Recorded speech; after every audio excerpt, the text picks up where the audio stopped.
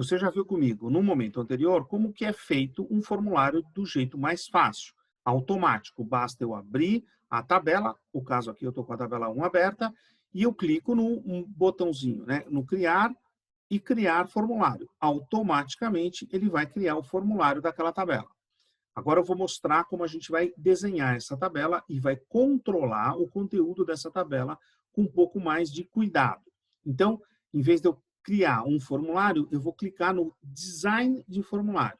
Automaticamente, o Axis vai abrir uma tela onde eu vou poder adicionar os campos que eu preciso e reposicionar, redesenhar, e aí quero começar a te ajudar a criar, por exemplo, uma tabela de cadastro de alunos ou de possíveis alunos de uma maneira um pouco mais controlada e um pouco mais bonita, né? Então, a primeira coisa que eu preciso dizer, este formulário 1, ele está conectado em quem? Na tabela 1 ou na tabela auxiliar? Eu preciso fazer isso conectando, na verdade, este formulário a uma das minhas tabelas. Todo formulário tem que ter uma correlação a uma tabela, com exceção do dashboard, quando eu tiver um painel de controle, onde eu vou gerenciar todo o meu banco de dados. Então, nesse caso, eu vou clicar aqui. Tanto faz clicar nesse quadradinho preto 2 vezes, um duplo clique, ou clicar na folha de propriedades. A folha de propriedades é um menu extenso, onde a gente tem todas as opções daquela janela, que vai virar uma janela, e todo o gerenciamento daquela janela. Nesse caso, para não complicar muito, eu preciso dizer para o Axis, na verdade, para a minha folha de propriedades, a seguinte informação. Este cara, na verdade, o meu formulário, vai ser conectado em qual tabela? E aí eu venho aqui na minha fonte de registro e eu vou escolher a tabela que eu quero conectar. No caso, é a minha tabela 1. A minha tabela 1 será conectada a este formulário. O que eu preciso fazer agora? Eu preciso falar para o Axis quais são os campos da minha tabela 1 que eu quero posicionar e quero colocar naquela minha tela.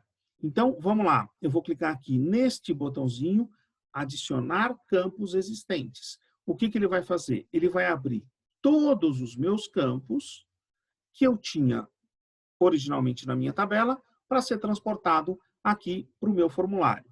Então, se eu marcar e arrastar, clica, segura, arrasta, eu vou colocando um por um. Olha, eu vou colocar aqui o código, eu vou colocar depois o nome, né? Mas acho que não vai ficar muito bem diagramado. Pode ser que haja ali uma confusão, as coisas fiquem fora de um alinhamento, não vai ficar muito agradável. Eu vou apagar todo mundo, eu dou um clique e abraço, né, todo aquele conteúdo, delete, tudo são operações simples que a gente está acostumado no Windows, mas aqui eu vou selecionar todos os campos. Em vez de clicar um por um, eu vou selecionar todos. Então, eu dou o clique no primeiro, aperto o Shift do teclado e clico no último. É aquela seleção por intervalo, primeiro e último, né? O Ctrl faz a seleção um a um, e eu desseleciono um a um também. Quando eu faço a seleção múltipla, né? Quando eu faço uma seleção de início e fim, eu uso Shift, operação também normal que vocês estão acostumados no Windows. Então, eu vou pegar agora qualquer campo desses daqui, eu clico, seguro e solto. Automaticamente, ele vai criar uma tela, na verdade, agora um pouquinho mais bonitinha, onde eu tenho os campos da minha tabela colocadas no formulário. Vamos conferir? Código, nome, celular, e-mail, texto curto. Endereço, ele vai colocar aqui um texto longo, na verdade, ele vai colocar múltiplos parágrafos, uma característica diferente, né, do texto curto para o texto longo. Ele vai colocar o meu checkbox. Você já conhecia o Axis? Sim ou não? Checkbox sim ou não? E um menu drop-down, automaticamente, qual é o seu conhecimento em Excel? E aí eu vou responder qual é o meu conhecimento em Excel.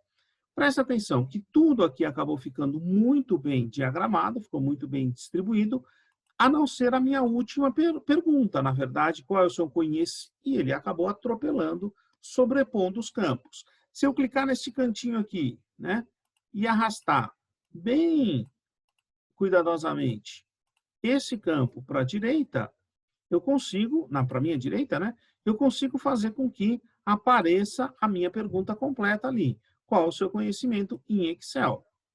Tá? se eu quiser visualizar o meu formulário para saber se ele está bonitinho, se ele está ajustado e arrumado, eu simplesmente clico no modo de exibição.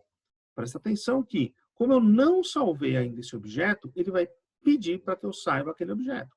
A gente está mexendo na estrutura dele, né? Então, eu vou ter que salvar esse meu objeto. Quando eu clico aqui, né?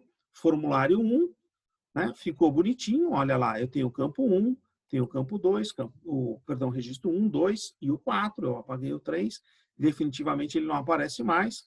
Aqui eu posso escrever, ó, a Rua das Flores número 1, 2, 3, o bairro, a cidade, todas as características do endereço. Se eu fecho esse meu objeto, automaticamente ele pede para salvar, porque houve uma alteração na estrutura daquele objeto do banco de dados.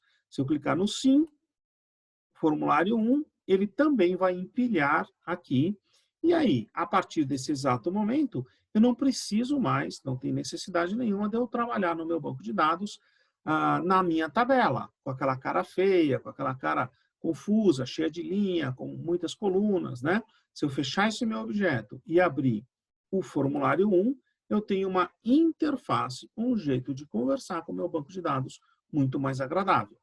Por enquanto, ainda sem os botões. A gente vai manipular os botões aqui embaixo. Então, eu tenho lá o meu registro 1, registro 2, registro 4. Nós tiramos o 3, eu não tenho, nunca mais eu vou ter o 3 neste banco de dados. Se eu avançar do 4 para frente, ele vai criar o registro 5. E aí eu posso colocar aqui o nome da minha pessoa que vai ser cadastrada aqui. Então, eu vou botar aqui Paula. Ó, automaticamente ele gerou o item número 5, na verdade, o código número 5. Eu vou botar o telefone da Paula, a gente tinha uma máscara de entrada, então eu não posso inventar, não posso digitar texto, né? Se eu digitar texto, ele apita, falando que ele dá um sinalzinho de alerta do Windows, dizendo que tem alguma coisa errada, e eu vou colocar o telefone da Paula, supondo um telefone qualquer aqui, 27 8963 32541. Eu inventei um telefone e aí eu posso colocar o endereço da Paula. Então, vou botar aqui, Rua da Praia, número. Eu estou escrevendo bem extenso, né? Para que depois apareça lá no banco de dados, né? Na minha tabelinha. 258, apto, 23,